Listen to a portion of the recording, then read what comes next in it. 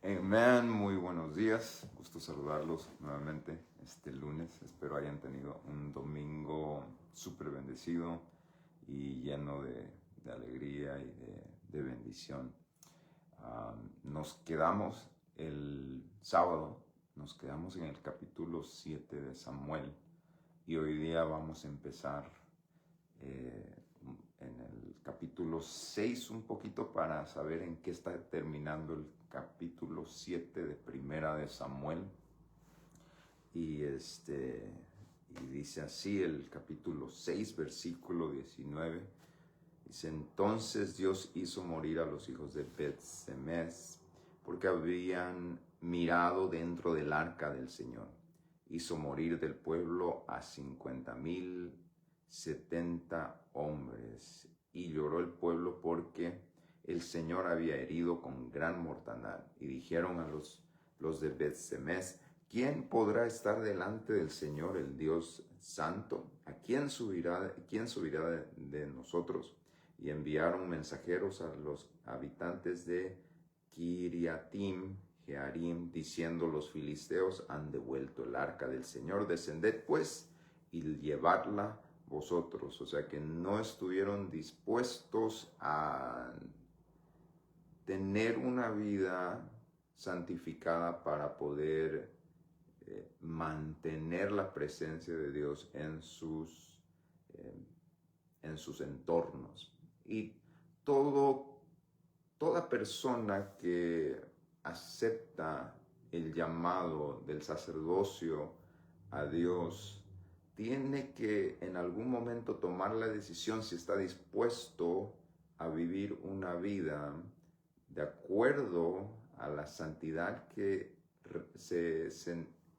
Dios busca en nosotros para guardar la presencia de Dios en nuestras vidas. Y en este caso, los de este pueblo dijeron: no quiero. Prefiero tener una vida tibia, tener una vida a medias, que vivir una vida de acuerdo a lo que Dios busca para poder tener su presencia en mi vida. Y muchos en esta época han tomado esa decisión. Muchos toman esa decisión: prefiero tener una vida cristiana a medias y no 100% comprometida, porque me cuesta mucho vivir con la presencia de Dios en mi vida. Y ese fue el caso de estos hombres y mujeres de... ¿cuál era el pueblito? Bueno, y era curioso que era justo una ciudad, se llamaba Bet-Semes, era una ciudad de levitas. Era una ciudad de levitas. Y los mismos levitas dijeron: no podemos, no queremos, tenemos miedo. Y toda persona en algún momento tiene que tomar esa decisión. Todo aquel que decide entregar su vida a Cristo tiene que tomar en algún momento esa decisión, si está dispuesto o dispuesta a vivir en santidad para conservar la presencia de Dios en su vida. Porque el vivir en santidad es vivir una vida apartada. El ser perdonado de tus pecados es mediante la sangre de Jesucristo. El vivir en santidad es vivir una vida apartada para Dios. No en el sentido de que te apartas en el monte y vives apartado de todo el mundo. Jesús mismo dijo: no te pido que los apartes del mundo, sino que los libres de él. Sino vivir en santidad. Amén. Y ahora es cuando entramos al capítulo 7. Dice: como los de Bet-Semes dijeron: no podemos tener a la presencia de Dios, no podemos tener el arca del pacto de Dios en nuestra vida, no podemos tener la presencia de Dios en nuestra vida, no podemos tener esta clase de vida. Entonces lo mandaron a otra ciudad, mandaron el arca del pacto a otra ciudad. Y lo que hicieron, continúa en el capítulo 7, dice, y vinieron los de Kiriat Jearim y llevaron el arca del Señor y la pusieron en casa de Abinadab. Fíjense esto. En el collado. Se llevaron el arca. ¿Dónde se quedó mi arca? Por ahí andaba mi arca. Ya, creo que ya la volví a su lugar. Dice, y santificaron a Eleazar, su hijo, el hijo de Abinadab, lo santificaron, para que guardase el arca del Señor. Y santificaron, desde el día en que llevó el arca a Kiriatim Jearim, pasaron muchos días, 20 años, y toda la casa de Israel lamentaba en pos del Señor. Dice, y santificaron a Eleazar. Entonces fue a la casa de Abinadab y santificaron a Eleazar, hijo de Abinadab. Y la Biblia durante el Antiguo Testamento, durante todas estas historias, es muy específica en la relación que hay entre padre e hijo y especialmente en el sacerdocio. La razón por qué es muy específica y siempre menciona si es algún sacerdote, siempre menciona a su padre o a su madre. Y la razón es porque la Biblia le gusta resaltar la importancia que tiene la influencia de los padres sobre los hijos.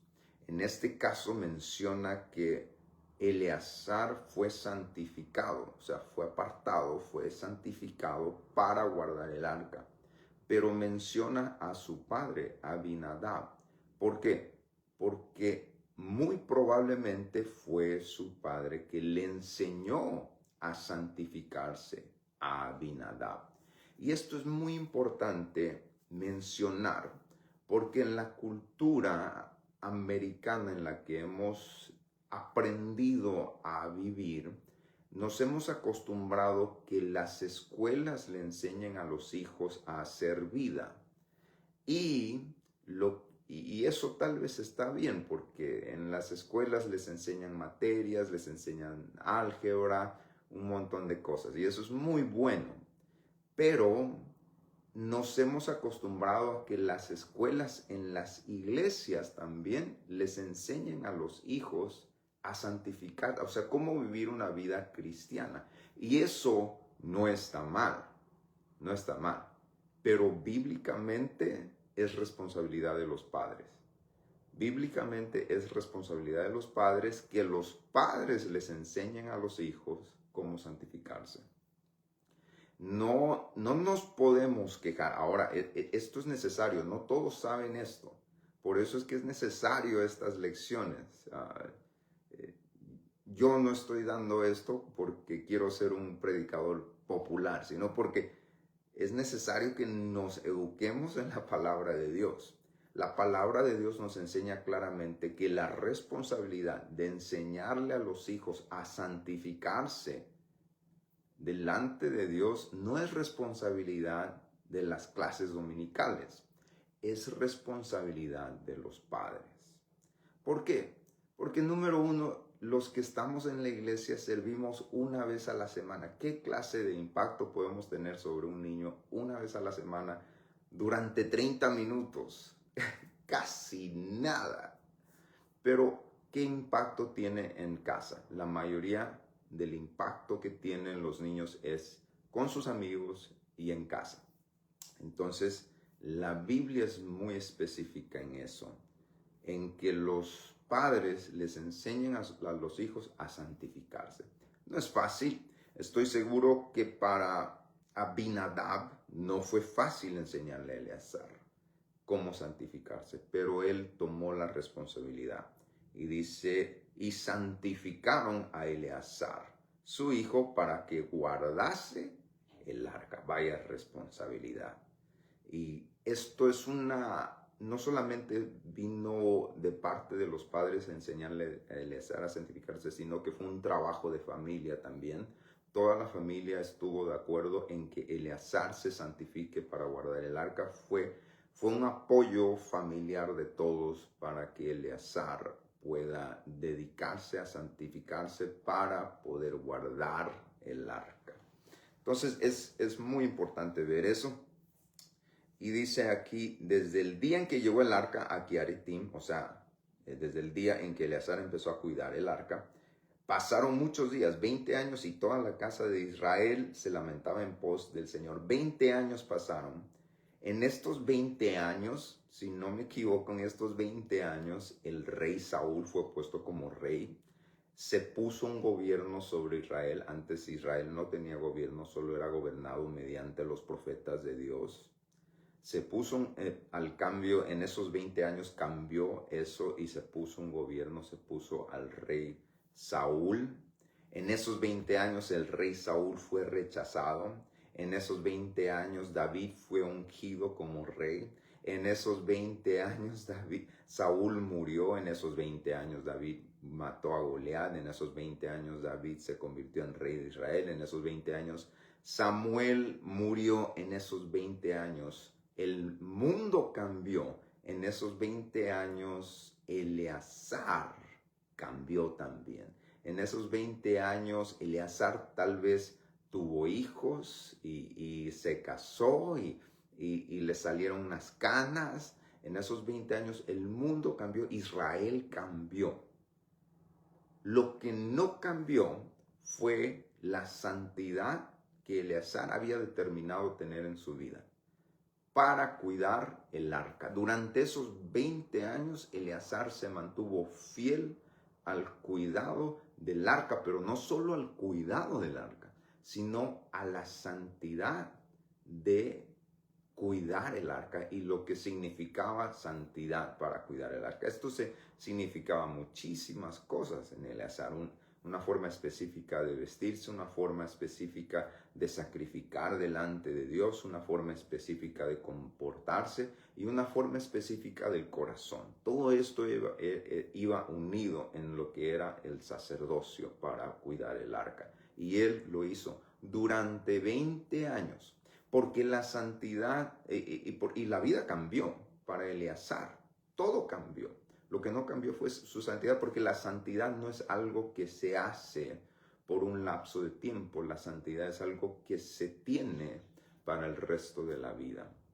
Y todo cambió, y Eleazar cambió, pero el cuidado al arca no cambió y el nivel de santidad no cambió. Y eso nos habla a nosotros para que podamos entender que podemos hacer vida guardando la santidad. Este hombre hizo su vida guardando la santidad.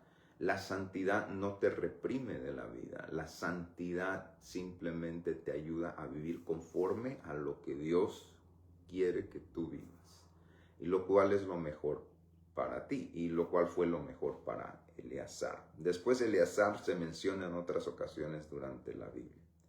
Bueno, eso es una parte muy bonita de este capítulo y mucho que aprender de ello. Guardarnos en santidad para guardar la presencia de Dios en nuestras vidas.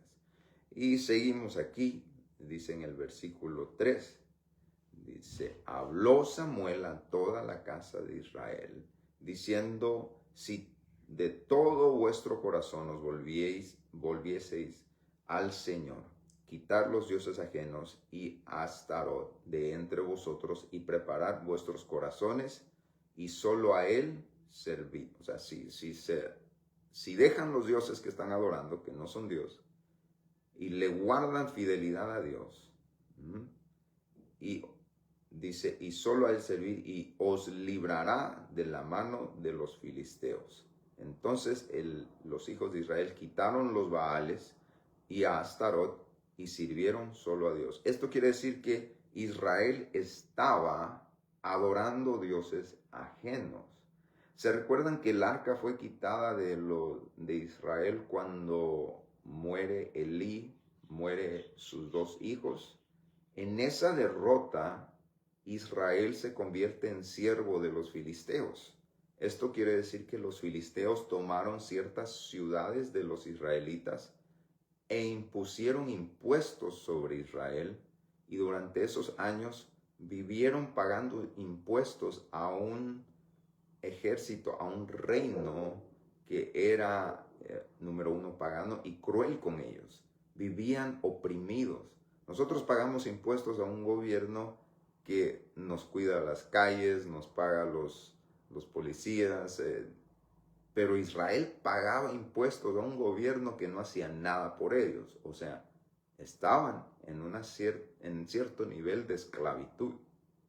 Entonces, Dios les dice la razón por qué están en este nivel de esclavitud es porque adoran a los mismos dioses de los filisteos. O sea, Israel quería la salvación de Dios sin la fidelidad a Dios.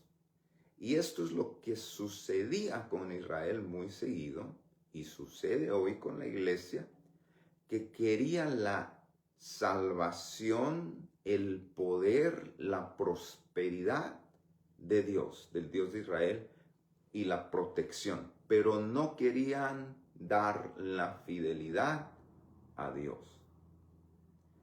Y eso fue lo que causó que los israelitas vivan bajo el yugo de los filisteos en este momento. Y Dios les dice, si dejan de, o sea, Samuel les dice, pero Dios a través de Samuel, les dice, si dejan de adorar a los dioses paganos, yo, su Dios, los voy a librar de los dioses paganos. Los voy a librar de los filisteos también. Pero tienen que dejar de adorarlos. Tienen que guardar fidelidad hacia el Dios de Israel para que Él los libre. Ahora, este mensaje no es popular, porque la mayoría de los predicadores salen gritando prosperidad, Dios va a vencer tus enemigos. Dios no va a vencer ningún enemigo si vives en pecado. Dios no va a vencer ningún enemigo si no le puedes guardar cierto nivel de fidelidad a Dios, por lo menos hacer el intento. Dios no te va a vencer ningún enemigo y yo sé, esto no es popular porque todos quieren escuchar el grito de guerra, Dios conmigo, si Dios conmigo, ¿quién contra mí? Dios no está contigo si tú no estás con Dios. Es así de sencillo. Así nos los muestra aquí la palabra de Dios. Si tú no le guardas fidelidad a Dios, créeme, el enemigo es tu último problema. El enemigo ya tiene territorio.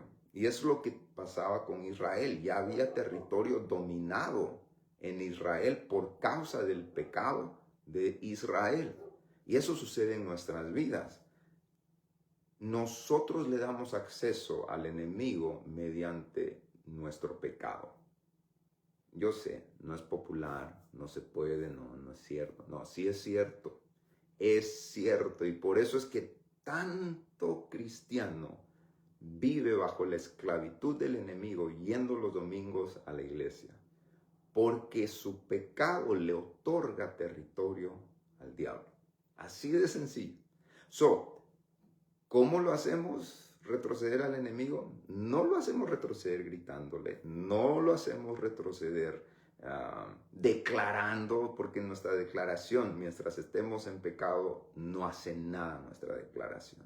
Mientras no tenemos una relación con Dios, tú puedes declarar a los cuatro vientos lo que tú quieras, pero tu declaración no va a hacer nada.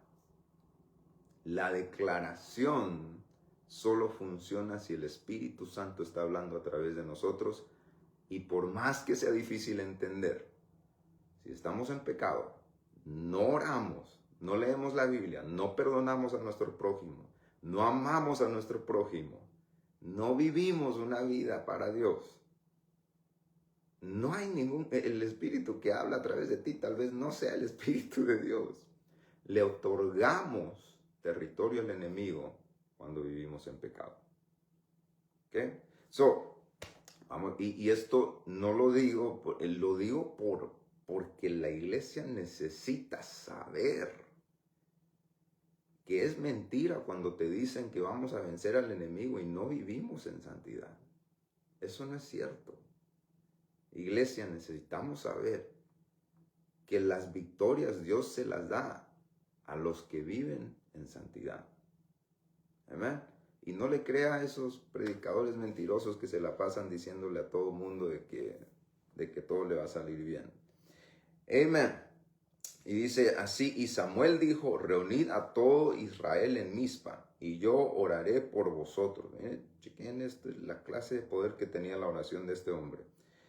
Y al Señor, y reuniré en Mizpa, y sacaron agua, y la derramaron delante del Señor, y ayunaron aquel día. Chequense, y ayunaron aquel día. ¿Cuándo fue la última vez que ayunamos, verdad? Y dijeron allí, contra el Señor hemos pecado, y juzgó Samuel a los hijos de Israel en Mizpa. Cuando oyeron los filisteos que los hijos de Israel estaban reunidos en Mizpa, subieron los príncipes de los filisteos contra Israel. Al oír esto, los hijos de Israel tuvieron temor de los filisteos. Entonces dijeron los hijos de Israel a Samuel, no ceses de clamar por nosotros al Señor nuestro Dios para que nos guarde de la mano de los filisteos. Y Samuel tomó un cordero, Samuelito tomó un cordero de leche y lo sacrificó en el altar del holocausto del Señor. Y clamó Samuel al Señor por Israel y dijo, y el Señor le oyó. Y aconteció que mientras Samuel sacrificaba el holocausto, los filisteos llegaron para pelear con los hijos de Israel. Chequense esto. O sea, mire, quiero que tomemos la lección. Israel se estaba arrepintiendo, estaba volviendo a Dios, estaba haciendo sacrificio, habían ayunado. Y justo cuando estaban acercándose a Dios, ¿qué sucede? Justo en ese momento, los filisteos, el enemigo, decide atacar. Suena muy familiar, que justo cuando nosotros queremos acercarnos a Dios es cuando el enemigo lanza todas sus balas, ¿verdad? Y saliendo los hijos de Israel de Mizpa siguieron a los filisteos, me adelanté. Y aconteció que mientras Samuel sacrificaba el holocausto, mientras sacrificaba, los filisteos llegaron para pelear contra Israel. Lo que sucede aquí es una batalla espiritual. Samuel estaba sacrificando un cordero para que Israel vuelva a tener una relación con Dios. Y en ese momento, los filisteos decidieron tratar de parar el sacrificio para que la relación no se vuelva a establecer. Pero Dios y eso sucede hoy día también. Es muy común que en el mundo espiritual el enemigo lance ataques cuando nosotros nos queremos apartar para Dios. Mas el Señor tronó aquel día un gran estruendo sobre los filisteos y los atemorizó y fueron vencidos delante de Israel. Ahora sí Dios peleó por ellos. Cuando se arrepintieron, cuando lo buscaron a Dios, ahí sí Dios peleó con ellos, por ellos, no antes. Y saliendo los hijos de Israel de Mizpa, siguieron a los filisteos, hiriéndolos hasta abajo del Bet-car. Tomó luego Samuel una piedra y la puso entre Mizpa y Sen, y le puso por nombre Eben-Ezer, diciendo, hasta aquí nos ha ayudado el Señor. Así fueron sometidos los filisteos. Ahora el sometido era el enemigo, ¿verdad? Y no volvieron más a entrar en territorio de Israel. O sea, les cerraron las puertas. Y la mano del Señor estuvo contra los filisteos todos los días de Samuel. ¿Qué le cerró las puertas a los filisteos? No la fuerza de Israel, no la declaración, no. Le cerró las puertas a los filisteos el hecho de que Israel se arrepintió y sacrificó delante de Dios y se acercó nuevamente a Dios. Eso le cerró las puertas a los filisteos. Y eso causó de que ahora Israel tenga dominio sobre los filisteos. Y fueron restituidas a los hijos de Israel las ciudades que los filisteos habían tomado a los israelitas, desde Ecrón hasta Gat. Habían sido varias ciudades, e Israel libró su territorio de mano de los filisteos, y hubo paz entre Israel y el amorreo. Y aquí es donde podemos decir algo emocionante como predicador. Dios te va a restituir el territorio que el enemigo te quitó. Pero primero tiene que haber arrepentimiento genuino y santidad. Y juzgó Samuel a Israel todo el tiempo que vivió, y todos los años daba vuelta a Bet-El y Gilgal y Mizpa, y juzgaba a Israel en todos estos lugares. Después volvió a Rama, porque allí estaba su casa, y allí juzgaba a Israel y edificó allí un altar al Señor. Amén, hermanos. Eso concluye el capítulo 7 de Primera de Samuel, y estamos aprendiendo mucho de la palabra, no de predicaciones emocionales, sino de la palabra de Dios. Nos vemos el próximo día, que va a ser en el capítulo 8 de Samuel. Estas lecciones, esta lectura de la palabra es para edificar nuestras vidas, para entender la palabra de Dios. Y no es un mensaje, no es un mensaje específico, es leyendo la palabra. Dios les bendiga, nos vemos.